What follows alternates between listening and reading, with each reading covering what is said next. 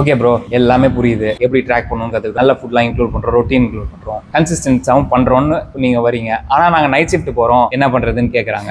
ஆக்சுவலாக சர்க்காடியன் ரிதம்னு ஒரு விஷயம் இருக்குது. சர்க்காடியன் ரிதம் அப்படிங்கிறது நம்மளோட பாடி கிளாக். எது டே எது நைட் அப்படிங்கிற விஷயங்கள் நம்ம பாடிக்கு தெரிவிக்கிறது அந்த சர்க்காடியன் ரிதம் தான். ஸோ இந்த சர்க்காடியன் ரிதம் ஒரு நைட் ஷிஃப்ட் பார்க்குறவங்களுக்கு கம்ப்ளீட்லி சேஞ்ச் ஆகிடுது. சர்க்காடியன் ரிதம்ன்றதுல ஃபர்ஸ்ட் விஷயம், நீங்கள் மார்னிங் எந்திரிக்கிறீங்க அப்படிங்கும்போது உங்களுக்கு ஒரு சன்லைட் உங்களோட வீட்டுக்குள்ளே வருது அப்படிங்கும்போது இது டே விடிஞ்சிருச்சு அப்படிங்கிறது உங்களுக்கு பாடிக்கு சொல்றதே அந்த சர்க்காடியன் ரிதம்ன்ற ஒரு விஷயம் தான். அதே மாதிரி டார்க் ஆகிட்டே போகுது அப்படிங்கிற பட்சத்தில் நைட் ஆக போகுது, இப்போ ஸ்லீப் நமக்கு முக்கியம் அப்படிங்கிறது நம்ம உடம்புக்கு சொல்றது அந்த சர்க்காடியன் ரிதம் தான். ஸோ அந்த நைட் எப்படி நமக்கு தூக்கம் வருது அப்படின்னா அதுக்கு ஒரு ஹார்மோன் மெலட்டோனின். அந்த மெலட்டோனின் ஹார்மோன் தான் ஒரு ஸ்லீப் ஹார்மோன். அந்த ஹார்மோன் உடம்புல செக்ரீட் ஆகும்போது நமக்கு தூக்கம் வருது. அதே டைம் மார்னிங் எந்திரிச்சோன்னா கார்டிசால், அது ஒரு stress hormone, which is stress கொடுக்குற ஹார்மோன் இல்ல, ஸ்ட்ரெஸ்ஸை பேலன்ஸ் பண்ற ஒரு ஹார்மோன். கார்டிசால் நமக்கு செக்ரீட் ஆகும்போது இது டே டைம் அப்படிங்கிறத நமக்கு சொல்லுது. இதுதான் இது நைட் ஷிஃப்ட் அப்படிங்கும்போது டோட்டலி ஆப்போசிட்டா இருக்கும்போது நம்ம உடம்பு ஒரு மாதிரி கன்ஃபியூஸ் ஆகுது, ஒரு ஹார்மோன் இம்பேலன்ஸ் வருது, எனர்ஜி டிராப் ஆகுது, நிறைய விஷயங்கள் இருக்கு. நமக்கு கான்ஷியஸ் இருக்கு, சப்கான்ஷியஸ் இருக்கு. கான்ஷியஸா நம்ம யோசிப்போம், நெகட்டிவ் யோசிப்போம், பாசிட்டிவ் யோசிப்போம், எல்லாம் இருக்கு ஓகே. பட் சப்கான்ஷியஸா நம்ம உடம்பு அவ்வளவு வேலை பார்க்குது. ஸோ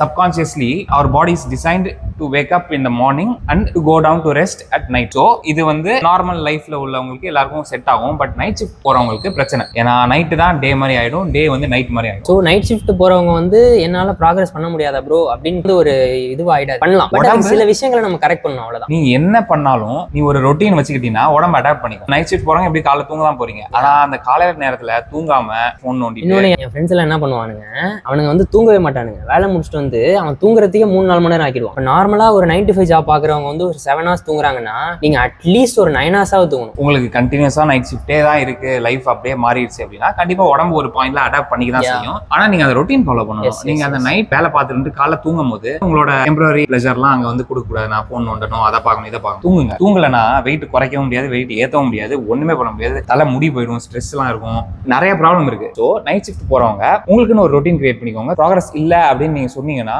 ரொட்டீன் கிரியேட் பண்ணா உங்களால அதுலயுமே ப்ராக்ரஸ் பண்ண முடியும். பாடி ஈஸியா அடாப்ட் ஆகிக்கும். ஆவரேஜ் பர்சன் ஆவரேஜ் வெயிட்ல இருக்கதான் பாடி விரும்பும். ஆனா ஓவர் வெயிட்டா இவ்வளவு வருஷம் கொஞ்சம் கொஞ்சமா வெயிட் போட்டு அதே நம்ம நார்மல் மாதிரி ஃபங்க்ஷன் பண்றோம்ல, அதே மாதிரி நைட் ஷிஃப்ட் மார்னிங் ஷிஃப்ட்டுக்கும் அடாப்ட் ஆகிக்கும் பாடி. ஸோ அதுதான் பேசிக் சயின்ஸ்.